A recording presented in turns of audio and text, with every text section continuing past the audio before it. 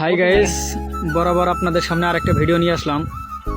এর আগে এক শ্রদ্ধেয় বড় ভাই কমেন্ট করছিল যে গাড়ি সিল চেঞ্জ করলে কি হাইড্রোলিক পাম্প মিস্ত্রি হওয়া যায়। আসলে ভাই ওনার জন্যই বলতেছি, আসলে আমরা হাইড্রোলিক ফাংশনের কাজ করে থাকি। বরাবর আজকে চলে আসছে আপনার এটা ডিমলা থানা খোগারহাট, ঠিকানা হচ্ছে শান্তির বাজার।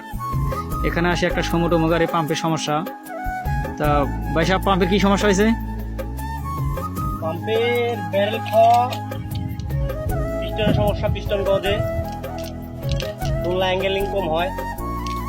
আর ওই যে হচ্ছে আপনার টেম্পারেচার ওয়াশার একসাথে কম দেওয়া ছিল। এর আগে কোন জায়গায় কাজ করা হয়েছে তা জানি না। মানে এর আগে মিস্ত্রি আসছিল, আসা কাজ করার কারণে হয়তো একটি ওয়াশার কম লাগার কারণে পাম্পে আর কি প্রেশার ছেড়ে দিয়েছে বা সমস্যা হয়েছে।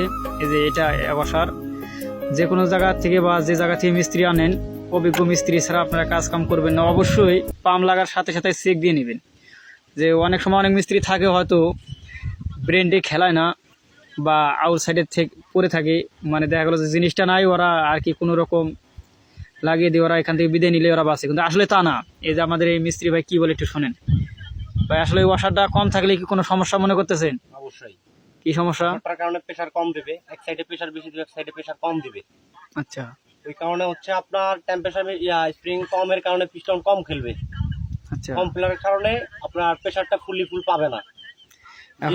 এখন আদার ব্যাপারে সব ঠিক আছে তো নাকি? সব ঠিক আছে, মানে শুধু এখন ব্যারেল সার্ফিক্স করাইতে হবে, তারপর সস প্লেট দুটো সার্ফিক্স করাইতে হবে, হ্যাঙ্গার দোলনা সার্ফিক্স করাইতে হবে, আর একটা স্প্রিং ওয়াশার দিতে হবে।